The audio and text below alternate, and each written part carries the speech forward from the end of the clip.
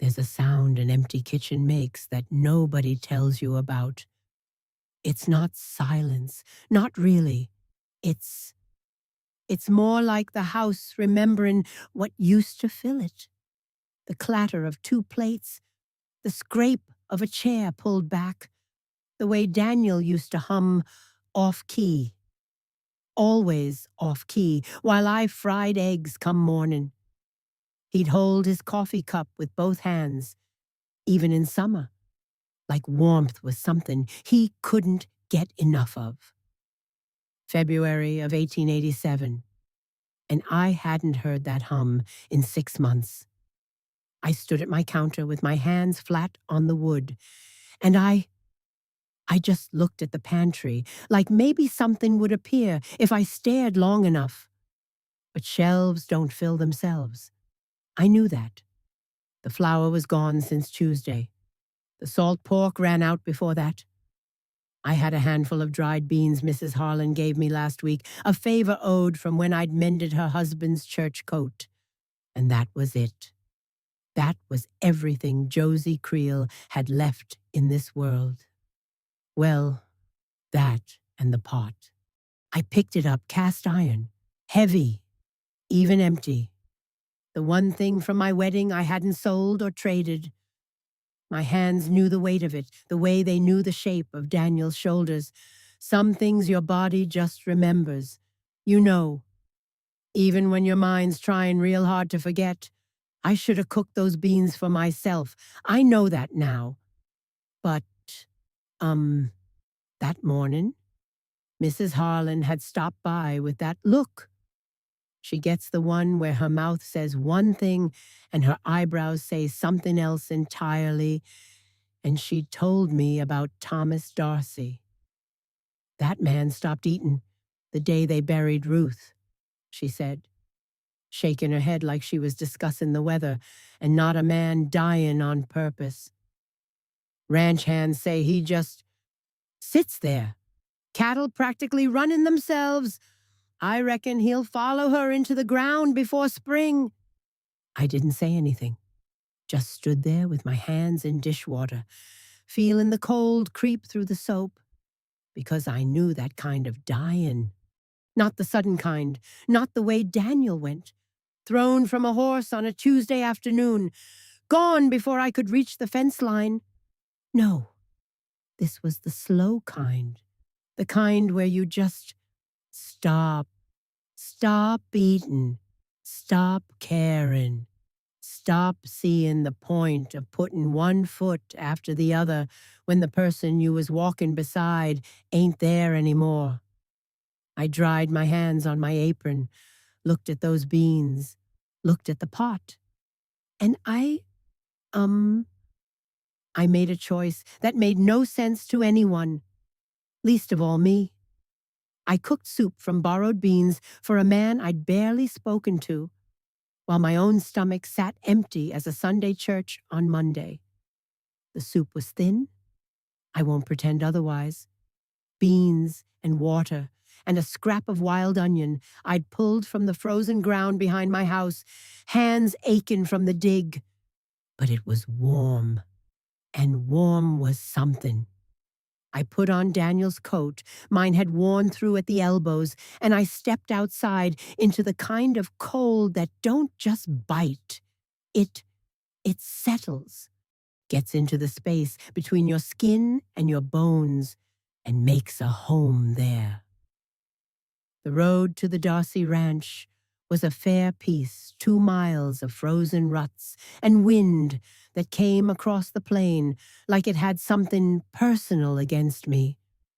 My boots were thin. The pot was heavy. My stomach was so empty it had stopped complaining, which is worse than the gnawing, if you want the truth. But I walked. Didn't think about why. Just walked. The wind bit through my coat like it knew I had nothing left to protect. The Darcy Ranch looked like a place that had given up. Not the cattle they moved along the fence line in their slow, patient way, breath coming out in clouds, following a routine older than grief. Animals don't stop living because someone dies. They just keep going. I envied them for that, honestly.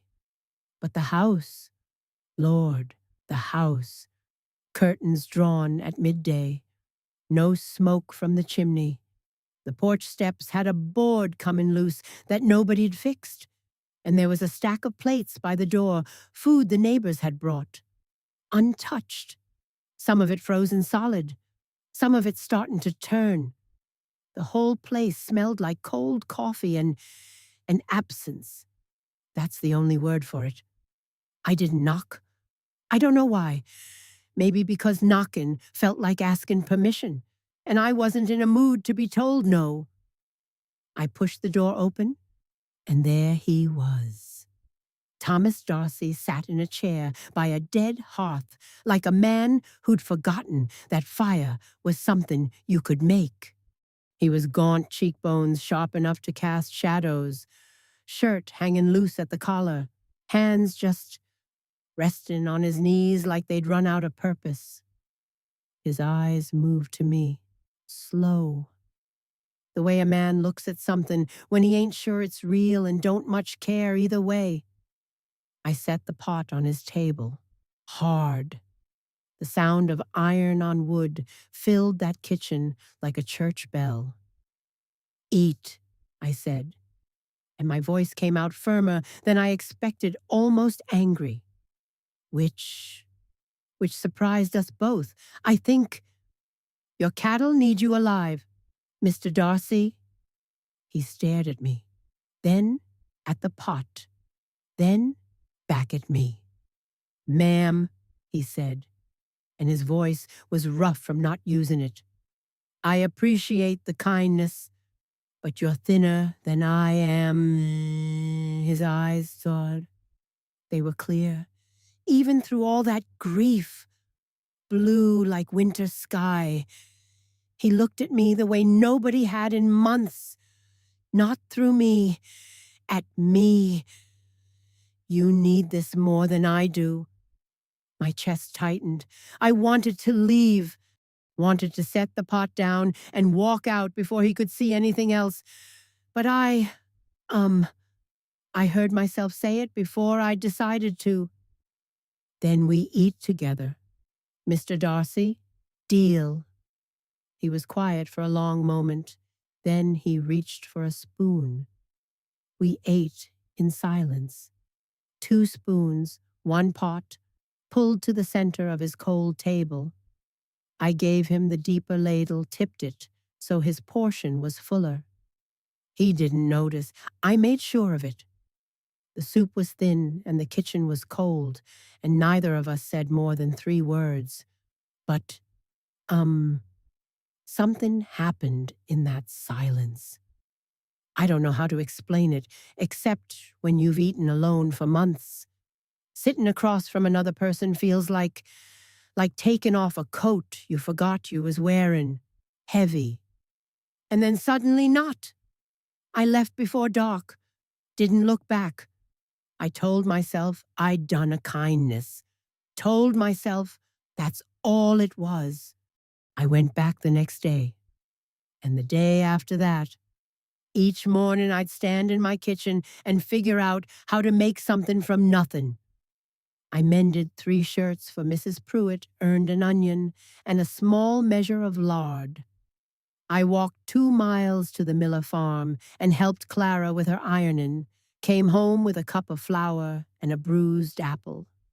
Every ingredient was a negotiation, a small, quiet barter that nobody saw.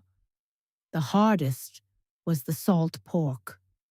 I stood in Mrs. Weaver's kitchen with my good sewing needles laid out on her table, the ones my mother gave me, silver-handled, the only fine things I still owned, and watched her turn them over in her thick fingers. "These are real nice, Josie," she said, holding one up to the light. "They were my mother's. I can see that." She set them down, looked at me sideways. "I got salt pork enough for the week, But needles like these, she paused. I'd want all four. All four. My hands went still in my lap. My mother had sewn my christening gown with those needles, had taught me to stitch with them by candlelight, her fingers over mine, her voice patient. All four, I said. For how much salt pork? Enough to last you a good while? I pushed the needles across the table before I could change my mind. Walked home with the pork wrapped in paper and my hands feeling lighter than they should have. You can't eat silver needles. That's what I told myself. You can't eat sentiment. But my fingers kept reaching for them in my sewing basket for days after, finding nothing. Thomas, meanwhile, was eating. But here's the thing I noticed. He only ate when I arrived. The food neighbors left still sat untouched on his porch, freezing and spoiling. He waited for me. I told myself it meant he was healing slow, needed the routine, didn't let myself think it meant anything else. He moved a second chair closer to the fire. I pretended not to notice. The town noticed before I was ready. Mrs. Harlan gave me a look at the general store. That look, you know, the one mouth pressed thin, one eyebrow up. Visiting the Darcy ranch again. Josie? Man needs feeding. I said. That's all this is. I walked home that evening with an empty pot and a cold house waiting.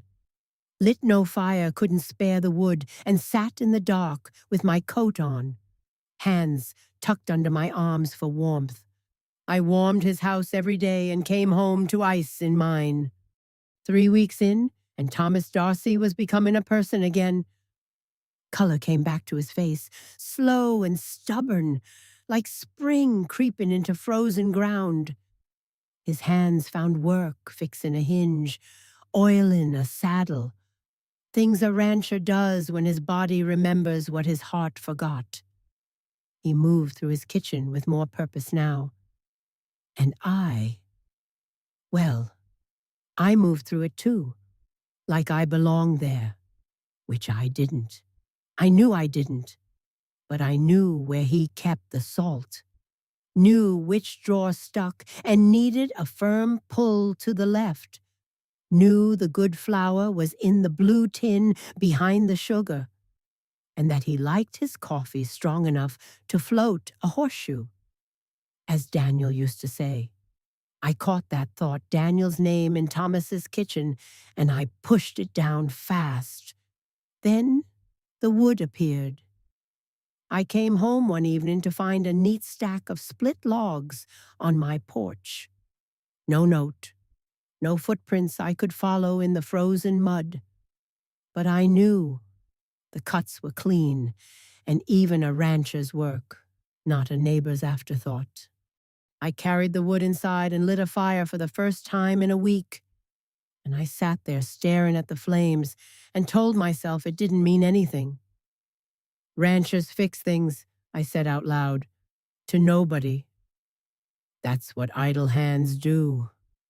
Next day, I mentioned casual, just in passing, that my porch step had come loose. 2 days later, the step was solid, new nail, sanded edge. I stood on it and felt something under my ribs I wasn't ready to name. He remembered things, too. That's what got under my skin. I'd mentioned once, just wabuin once, that my mother used to make cornbread with honey. And a week later, Thomas said, all casual, I ought to get some cornmeal next time I'm in town. Been a while since this kitchen smelled like bacon. My hand stopped stirring. Heat crept up my neck. My breath caught on something sharp, and I had to look away, had to find something to do with my eyes that wasn't his face. Nobody had carried my words like that since Daniel. Held them, kept them. I wasn't ready for that. And my body knew it before my mind did. Then he said my name. Not ma'am, not Mrs. Creel, just Josie, quiet and natural, like he'd been saying it in his head for days, and it finally slipped out. Josie, you want to pass me that ladle? I didn't correct him, didn't look up. My hand tightened on the spoon, and I kept stirring like my life depended on it. That evening, walking home, I caught myself humming just a few notes, something my mother used to sing, nothing special, but I hadn't hummed since Daniel. I stopped so fast my boots skidded on the frozen road. Something in my chest felt like hunger, but it wasn't my stomach. I shook the feeling off, kept walking. I told myself it meant nothing. I was getting real good at lying. It was a Tuesday when everything broke open. I'd been giving Thomas the fuller portion for weeks by then, tilting the ladle, serving him first, claiming I'd eaten before I came. The lies were easy. They rolled off my tongue smooth as butter because they sounded like something a capable woman would say. Oh, I had a little something at home. I ain't that hungry today. You go on and finish it. I made too much. But my body was keeping a different kind of count. I didn't see it the way he did. When you're the one shrinking, you don't notice the way a dress gets looser. You just cinch the apron tighter and keep moving. But Thomas had rancher's eyes, the kind that read an animal's health from across a field. And that Tuesday, when I set the pot on the table, my hands shook, not a little tremor, a real, honest shake that made the lid rattle against the iron. I grabbed the handles tighter, tried to steady myself, but the kitchen tilted sideways for just a second, a gray swimming at the edges of my vision that I blinked away fast. Not fast enough. Thomas stood up, slow. His chair scraped back against the floor, and he crossed the kitchen in 3 steps, and his hand was on my arm. Gentle, but firm, steadying me, like you'd steady a horse that's about to go down. Josie, his voice was quiet, careful. When did you last eat a full meal? I eat fine, I said, automatic. The lie already formed before the question finished. You're lying. I looked up. His eyes were right there, close, blue, and so clear I could see myself reflected in them. And what I saw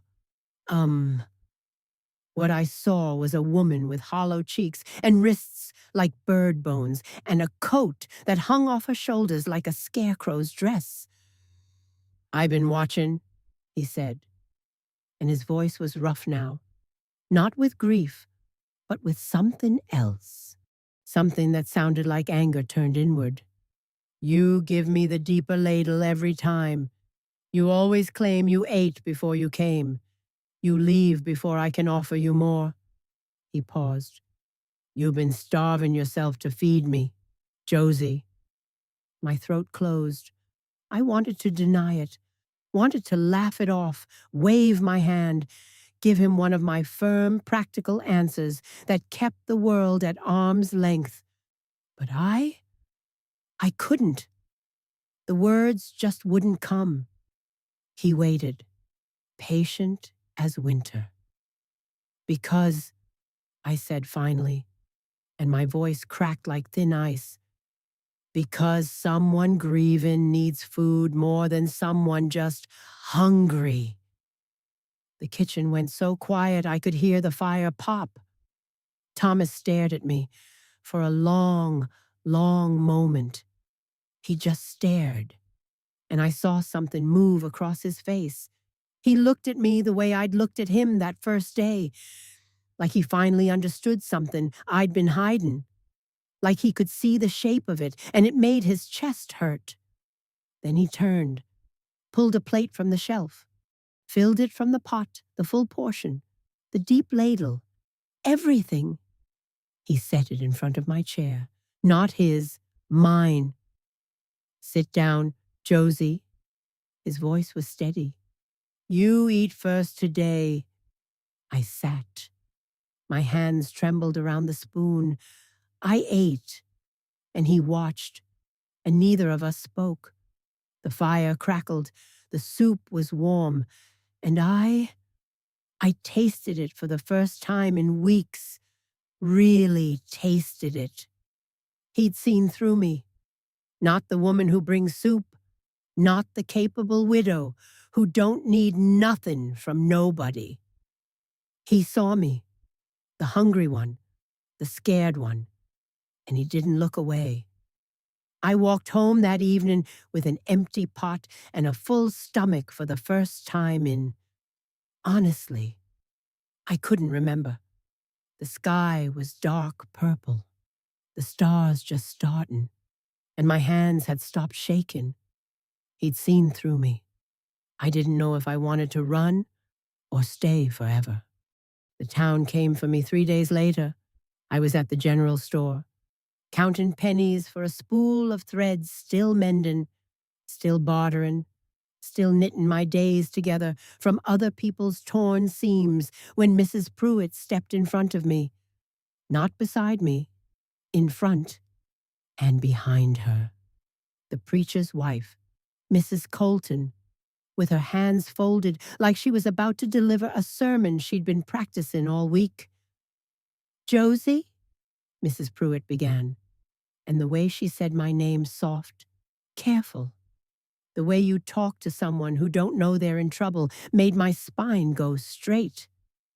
We need to have a word with you, dear.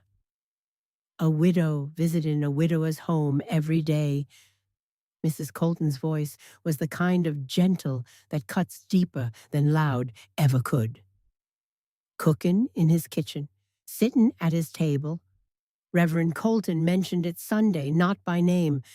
You understand, but there's talk of what's proper. And, well, it ain't Christian, what people are saying.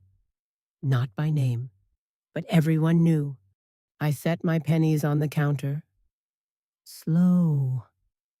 It looks like a woman bringing soup to a man who stopped eating. That's all it is. It looks like more than that to folks watching. Josie. Mrs. Pruitt leaned in close enough that I could smell lavender soap. We're telling you this as friends. I walked home with their words sitting in my chest like stones. It wasn't the gossip that hurt. I'd survived whispers before. It was the question underneath it, the one I'd been stepping around like a loose floorboard. Why was I really going to that ranch every day? I heard later, through Mrs. Harlan, who couldn't keep quiet if her life depended on it, that a cattleman named Fletcher had told Thomas he was being taken advantage of by a desperate woman. The word desperate hit me like a hand across the face, because it was true. Wasn't it I was desperate? I just thought I'd hidden it behind soup pots and firm words and the armor of being useful. I decided to stop going, made the decision standing in my kitchen with my coat half on, the pot already warm on the stove. I set the pot back down, hung up the coat, sat in Daniel's chair and stared at the wall and told myself this was the sensible thing. Then, come evening, I opened my door to find a basket on my step. It was heavy. That was the first thing, the weight of it when I bent down, the way it pulled at my arms. I knelt on the cold porch with the wind at my back and lifted the cloth. Flour, salt pork, dried apples that smelled sweet, impossibly sweet for February, and cornmeal, the kind for making the cornbread I'd mentioned once. Just once. Weeks ago in his kitchen while stirring soup. He'd remembered. He'd gone to town and remembered. A scrap of paper tucked along the side. In handwriting I'd never seen, but recognized the way you recognize a voice through a closed door. Your turn to eat without working for it. I knelt there on that porch with the basket in my lap and the cold soaking through my skirt, and I couldn't breathe right. My fingers traced the letters. The ink had smudged a little. He'd written it quick. Or maybe his hands weren't steady either. It felt like charity. It felt like being seen. And I, honest to God, could not tell the difference. I brought the basket inside and set it on the table. Daniel sighed. It looked like an answer to a question I was afraid to ask. I didn't go to Thomas's ranch the next day, or the day after, or the day after that. 3 days I sat in my own kitchen, and I told myself I was being sensible, protecting his name, protecting mine, giving the town nothing more to chew on. Sensible, practical, the kind of decision a strong woman makes. But my kitchen was so cold, not just the temperature, though Lord knows. February in Wyoming don't care about your feelings. It was the kind of cold. Before Thomas, my kitchen was empty, and empty was just how it was. The way you stop noticing a smell when you've been living in it long enough. But now, the silence had a shape. It was the outline of a chair pulled close to a fire. The echo of a voice saying, "Josie," like it was a word worth saying. The memory of steam rising between two bowls and the sound of someone eating across from me. Absence and loss. They ain't the same thing. You know, absence is before you had something. Loss is after. I sat at my table on the second night, hands flat on the cold wood, and my stomach clenched, not from hunger. I knew hunger.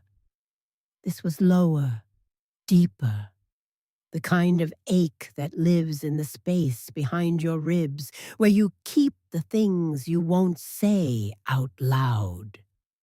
My palms pressed into the grain of the table, and the cold seeped up through my wrists, and I understood something I'd been running from. A woman with nothing can still be something if she's useful to somebody. That's what I'd believed since Daniel died. That's the gospel I'd built my days on. Every mended shirt, every borrowed bean, every mile walked with a heavy pot in freezing wind.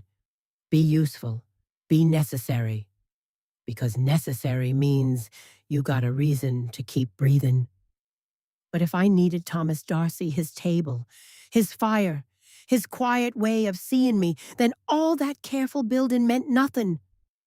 Then I was just a woman who could be broken again. I had survived losing Daniel, the funeral, the empty house, the slow dismantling of everything I thought my life would be. I had survived, but surviving cost something. And what it cost me was this: I'd sealed up every door that might let the cold back in. And now Thomas Darcy had gone and opened one. And the warmth coming through it was more terrifying than any winter I'd known. Third evening. The chair across my table sat empty, same as it had for 6 months. Thomas's basket still sat on the counter, unopened. I looked at both the empty chair. The full basket and the ache behind my ribs swelled until I pressed my fist against my chest just to hold it. The chair had been empty for 6 months. I'd only just started to feel it. On the 4th morning, I opened the basket. I stood in my kitchen with the gray light coming through the frost on my windows, and I untied the cloth Thomas had wrapped around it. The cornmeal was on top, then the flour. The dried apples smelled sweet, and the salt pork was wrapped careful in paper, like someone had taken their time. I set everything on my counter, and then I, um, I did something I hadn't done in months. I cooked for myself, not for trade, not for barter, not to carry to someone else's table in a heavy iron pot. I made soup, good soup, thick soup, the kind that sticks to your ribs, and I stood at my own counter and I ate a full bowl, alone, in my own kitchen. My hands were steady. You might think that's a small thing. It ain't. For a woman who'd spent months believing her hunger didn't matter, that the only justification for eating was if she'd earned it through feeding someone else, standing in her own kitchen and filling her own bowl was, well, it was the bravest thing I'd done since Daniel died. Then I made a second pot. Same recipe, same portions. I didn't tilt the ladle, didn't measure one fuller than the other. 2 pots, equal, and I carried them both, one in each hand. The weight balanced in a way it hadn't been before. The walk to Thomas's ranch felt different that morning. The cold was the same.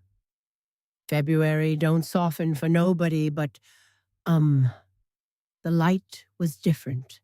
Thin February sunlight, the kind that don't warm much but makes the frost on the fence posts shine like silver. I wasn't walking with purpose, born from desperation. I was walking with a choice. I climbed his porch steps and stood in front of his door, closed, the way it was the first day.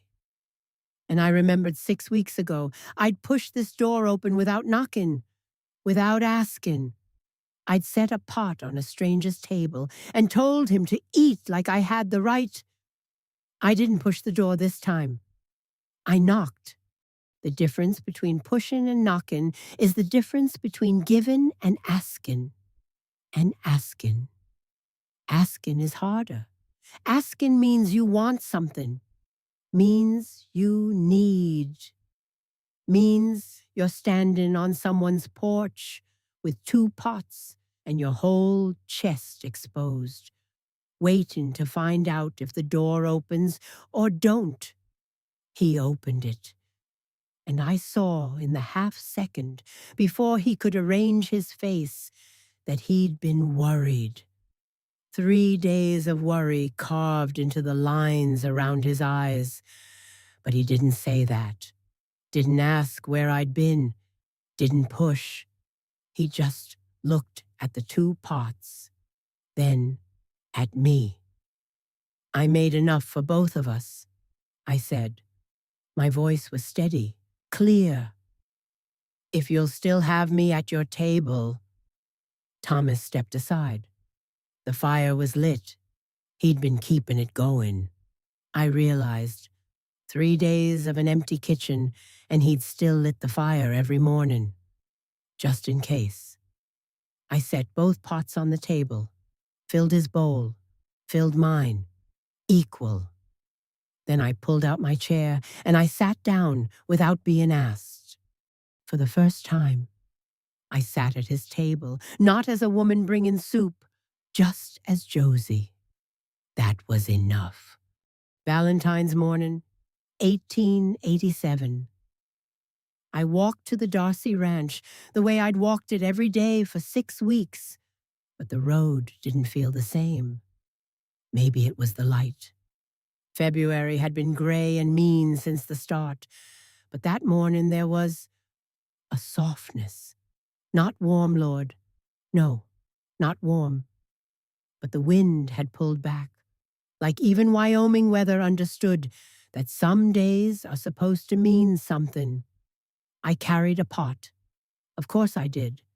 but I also carried a small bundle wrapped in cloth cornbread made from his cornmeal, with a little honey I'd traded 3 hours of mendin for. I don't know why I went to the trouble. My hands knew it was something my mouth wouldn't say. The door was closed when I arrived, which was unusual.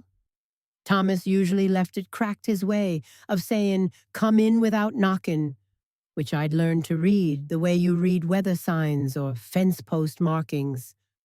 I knocked, waited. He opened the door wearing a clean shirt, hair combed, not thrown together clean deliberately, carefully, the way a man presents himself when he wants to be seen. My breath caught, just a little. "Morning, Josie." His voice was quiet, almost shy, which was something new for Thomas Darcy. I stepped inside and stopped. The table was set, not the way I usually set it, 2 bowls, 2 spoons, pot in the middle. No, this was different. 3 places, his plate on one side, mine on the other. And in the center, a candle, beeswax, the good kind, not tallow already lit, its flame steady and gold in the morning light. Beside it, a small sprig of dried wildflowers, purple and yellow, pressed flat but still holding their color. He must have saved them from autumn, before the snow, before any of this. I set the pot down slow, set the cornbread beside it. My throat was tight, and I didn't trust my voice. "Thomas," I managed, "what's all this?" He stood by the stove, hands at his sides, not in his pockets, not crossing his arms, just open, like he was laying himself out plain. "Your chair ain't borrowed anymore, Josie," he said. Simple, steady, like he'd been practicing the words, but they came out honest anyway. "It's yours, if you want it." I looked at the table, at the place set for me, not because I'd earned it, not because I'd carried a pot through the cold and traded my mother's needles for beans and given him the deeper ladle until my own body was thin as paper. It was set because someone wanted me there. Just me. Just Josie. Soup or no soup.